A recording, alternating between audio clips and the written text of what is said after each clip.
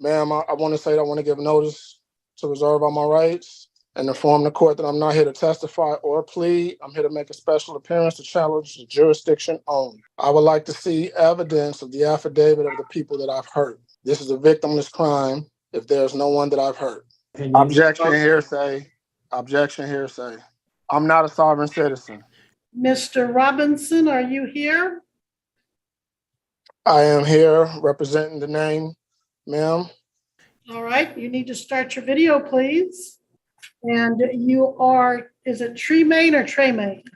Welcome back, guys. I've got another wild sovereign citizen court hearing for you today, and this one is straight up comedy. So this guy gets pulled over for speeding, nothing crazy, right? But instead of just taking the ticket like a normal adult, he turns it into a full-on legal meltdown and swears he's not a sovereign citizen, while literally doing every sovereign citizen move in the book. He's out here quoting the Constitution like he's got a JD from Facebook University, and trying to argue that traffic laws don't apply to him because he wasn't operating in commerce. Like, bro, you were in a Honda Civic, not running an 18-wheeler freight company. Do people like this really think they're above the law just because they say magic words? Let me know what you guys think about this hearing down in the comments, and let's dive in. The name I'm representing is Tremaine. Tremaine. And how do you pronounce your middle name? J. Tremaine J. Robinson. On and for the record, ma'am, I want to say that I want to give notice to reserve all my rights and inform the court that I'm not here to testify or plead. I'm here to make a special appearance to challenge the jurisdiction only. All right, anything else?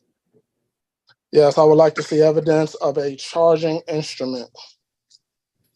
Were you not given a copy of the ticket issued by Trooper Collins? The charging instrument that I am referring to is a sworn affidavit of the client, of the person that I've hurt. Now, this is a speeding ticket alleging that you did on March 27, 2023 at 8:48 a.m. operate a motor vehicle in Butler County, Kansas at the speed of 92 miles per hour when the posted maximum speed limit was 75 miles per hour. So this would have been out on the Kansas Turnpike, Highway I-35. Now, what else were you wanting to know, sir, as the allegations against you? I would like to see evidence of the affidavit of the people that I've hurt. This is a victimless crime if there's no one that I've hurt. Well, the victim would be the state of Kansas in that you violated the laws enacted to protect the people of the state of Kansas, but this is not the type of crime which would require or have individual names listed. So back at it again with the classic "there's no crime because there's no victim" excuse. Why do these sovereign citizens always think a crime isn't real unless someone got hurt? Like, no, bro, traffic laws exist so people don't get hurt. It's called preventing chaos, not waiting until someone's in a neck brace to take action. I seriously don't know where they get this backwards logic from. YouTube, Reddit, a Cracker Barrel bathroom wall? What do you guys think of this excuse? There's no way they actually believe this stuff, right? Let me know what you think, and let's get back to the case. your next point, if any? My next point is, as I said, ma'am, I'm not here to testify. I'm not here to plead. I would like to see the affidavit with 2 signatures for the person that I've hurt. If I didn't hurt anybody, there's no crime. All right, well, I'm going to proceed. The subpoena was issued July 7, 2023 for Trooper Collins. Then on July 31st came a correspondence from the defendant as referred to by Mr. Regier herein. Looks like it's about 7 typed pages, and as counsel said, it's entitled Challenge for Jurisdiction and addressed to Butler County District Court Clerk. Butler County District Court Clerk, Office of the Attorney General, Derek Schmidt. And it mentions subtitles under the following case law. I request case 2023 TR 1193 be dismissed. Pretty much standard language that is used by folks who call themselves or are considered sovereign citizens. Quote, it is on this date, July 27, 23, I, Tremaine J. Robinson, it's Tremaine-J, Robinson, in the county of the Seminole of the state of Florida and a zip code, a natural man, attorney in fact, as a living human being who's the beneficiary of Tremaine J. Robinson trademark. Swear that the information in my sworn statement is truthful to the best of my knowledge and understanding. I, Tremaine J. Robinson, beneficiary of Tremaine J. Robinson, revoke my signature on any and all pages of any and all tickets, summonses, contracts, and or agreements signed by the side of the road in the state of Kansas by Officer Collins K. And so here we are. Now, Mr. Robinson, normally I would be upset that you filed what appears to be in part a motion for discovery and you didn't get that. However, you did not address that document to anybody but Butler County District Court Clerk Traffic Court, Butler County District Court Traffic Court. You sent one to a P.O. box in Topeka, and then you sent a copy of it to the Attorney General. But you did not send it to the Butler County Attorney. Therefore, he did not know you were trying to get discovery. Ma'am, I do have a tracking number that says it was delivered at the Butler Attorney. Okay, well, that's not on file. What you want to present that at this time? Yeah, someone signed for it yesterday. And this document that I'm giving the benefit of, it's a multi-subject document, but this document filed by the defendant that I'm giving the benefit of including what he offers as a motion for discovery was not filed with the clerk. This guy really thinks he can stall the whole case just because he mailed his discovery request like the day before court. Like that's some kind of legal cheat code. Maybe it was an innocent mistake, but with people like this, I'm sorry, I just can't give them the benefit of the doubt.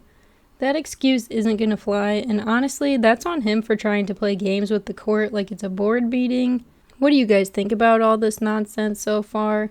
Let's get back into this mess. Until July 31st, so that was after the statutorily required 21 days.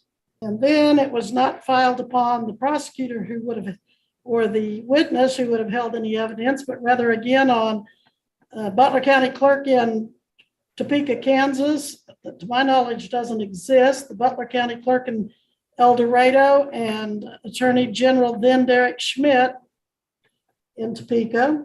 And that's if it was served, if I take the defendant's benefit of the doubt, that it was saying it was served sometime yesterday before today's 1:30 trial, the court has to decide if that later time was reasonable, and I do not find that it was reasonably served on the county attorney. I am at this point going to say that any last minute motion for discovery is denied and we are prepared to go to trial. Now I've lost you, Mr. Robinson. Are you still somewhere available? No. What are you doing there with your computer? Right now, I was looking for a document, but no, I am not available for trial. Well, we're going to proceed with trial. So please put yourself back in front of the camera. Follow the court's order or you could be found in contempt. I don't want to do that. Thank you, sir. Your Honor, in that particular case involved a sovereign citizen where the court noted. It really seems like this guy's goal is to turn a simple speeding ticket into a full-on legal disaster by stacking as many charges as possible with that smug attitude. I'm honestly shocked every time. Like, how are these full-grown adults out here acting like toddlers who just got told no? With all those snarky comments he's throwing around, I wouldn't be surprised if a contempt charge shows up with his name on it.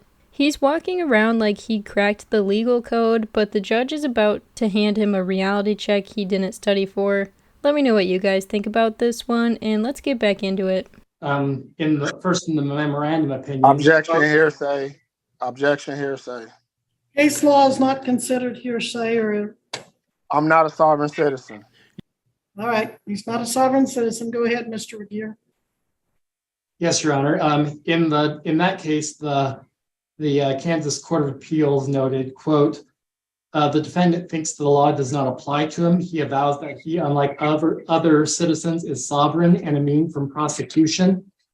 The court went on to address the issue of venue, which the court noted that, quote, venue is generally proper in the county where the crime was committed. I will address that momentarily, as well as referring to KSA 22-2602. Additionally, and perhaps most relevant to this court, the defendant in that case, quote, complains that his objections to the trial court's jurisdiction to prosecute him arise from the claim that he is a sovereign citizen. This is not the first appellate court to deal with such a claim. Another panel of this court used analysis of federal case law to reject a similar claim. And then quoting from Seventh Circuit and Eighth Circuit cases, quote, an individual's belief that his status as a sovereign citizen puts him beyond the jurisdiction of the courts has no conceivable validity in American law, regardless of an individual's claimed status of descent, be it as a sovereign citizen, a secured party creditor, or a flesh and blood human being. That person is not beyond the jurisdiction of the courts. These theories should be rejected summarily, however they are presented. And with that, I would respectfully call my first witness to the stand. All right. I do find that this court has jurisdiction and venue to proceed, and the arguments made by the defendant in the 7-page document referred to previously are summarily dismissed. And did you ultimately write the defendant a citation for speeding? Yes, I did. Or an annual redirect? No further questions. All right, Mr. Robinson, this is your opportunity to cross-examine the trooper. This judge honestly deserves a raise for what she's having to put up with today. Like, give her a real medal or something. This guy really thinks he's the smartest person in the room, and she's out here shutting him down so casually it's actually hilarious. But for real, how much longer are these people gonna keep using these fake arguments like they're holding some secret legal weapon? It clearly doesn't work on anyone with even one working brain cell. Drop your thoughts in the comments and let's dive back in. You can question him about his testimony. It's not quite time for you to give your own testimony, so these addresses to the trooper have to be in the form of question. You don't have to question him, but you can. Would you like to? No. All right. Mr. Regier, any further evidence? None from the state, Your Honor. Okay. The state rests then, Mr. Regier? The state does so rest, Your Honor. Mr. Robinson, the state rests. They have presented all the evidence they intend to. Would you like to present any evidence? Again, you don't have to. Your silence will not be used as a sign of guilt. But if you'd like the court to consider your position, I'd be happy to do so. I don't understand. Well, do you want to tell the court your version of what happened? No. All right. You don't wish to present any evidence then. Am I understanding you correctly? The evidence that I tried to present, you won't give due process. Okay. But do you want to give any testimony about the events leading up to this ticket, March 27, 2023? No. All right. Well, I will find the defendant guilty of speeding 92 and a 75. The scheduled fine is $87. Court costs are $108. The total due will be $195. Sir, you do have the right to appeal this proceeding. You can appeal it to the Kansas Court of Appeals. You have up to 14 days to file that notice of appeal. Your appeal bond will be in cash, the same as what your court costs and fines are. That's $195. Can you have this paid, this fine and cost paid in 14 days, or do you need some time? I'll follow appeal. This sovereign citizen is clearly fishing for sympathy at the end here, but come on, he's not fooling anyone with that pouty lip and those sad little eyes. Like, bro, what exactly did you think was gonna happen? A hug from the judge and a lollipop for wasting the court's time? A speeding ticket really isn't that serious, but if you're gonna act like the laws don't apply to you, don't be surprised when they do anyway. It's always wild how they try to play the victim after making things 10 times worse for themselves. When are these people going to realize that their copy-paste YouTube law tactics don't work on actual judges who studied law for decades? And the funniest part is he had one real chance to try and fight back when the judge asked if he wanted to question the witness, but instead of taking it, he just stood there like she was speaking another language. That's probably because he knew the witness was about to light him up with facts he couldn't argue with. You can't win a legal battle with vibes and Google searches, and this guy found that out the hard way. But anyways, what did you guys think about this court hearing? Drop your thoughts in the comments, and if you like seeing sovereign citizens get legally humbled, make sure to like and subscribe for more. I post every single day, so stay tuned for more wild courtroom moments. Thanks so much for watching, and I'll catch you in the next one. Take care.